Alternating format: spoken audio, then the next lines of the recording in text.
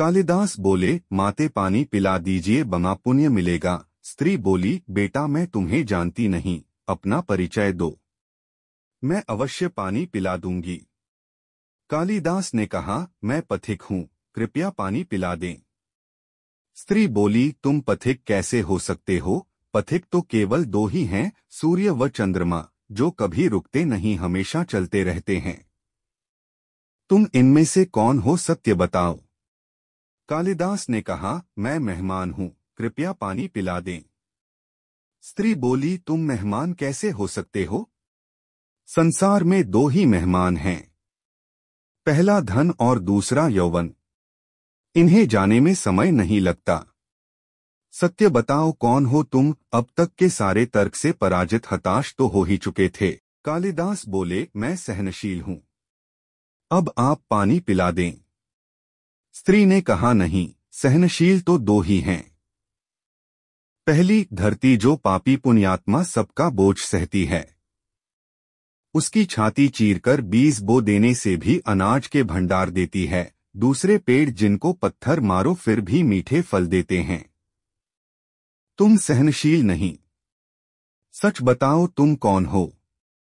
कालिदास लगभग मूर्छा की स्थिति में आ गए और तर्क वितर्क से झल्लाकर बोले। कालिदास बोले, मैं हठी हूँ। स्त्री बोली, फिर असत्य, हठी तो दो ही हैं, पहला नख और दूसरे केश, कितना भी काटो बार बार निकल आते हैं।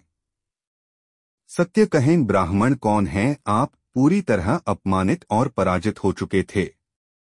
कालिदास ने कहा, फिर तो मैं मूर्ख ही हूँ। स्त्री ने कहा, नहीं, तुम मूर्ख कैसे हो सकते हो? मूर्ख दो ही हैं, पहला राजा, जो बिना योग्यता के भी सब पर शासन करता है, और दूसरा दरबारी, जो राजा को प्रसन्न करने के लिए गलत बात पर भी तर्क करके उसको सही सिद्ध करने की चेष्टा करता है। कुछ बोल न सकने की स्थिति में कालिदास वृद्धा के पैरों में गिर पड़े और पानी की याचना में गिड़गिड़ाने लगे। वृद्धा ने कहा, उठो वत्स। आवाज सुनकर कालिदास ने ऊपर देखा तो साक्षात माता सरस्वती वहां खड़ी थी। कालिदास पुन नतमस्तक हो गए। माता ने कहा, शिक्षा से ज्ञान आता है, न कि अहंकार।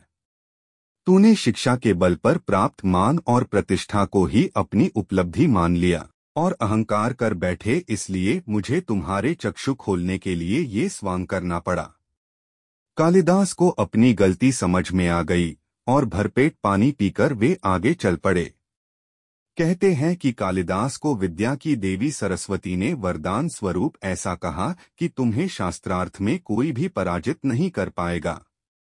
शिक्षा, विद्वत्ता पर कभी घमंड न करें, यही घमंड विद्वत्ता को नष्ट कर देता है।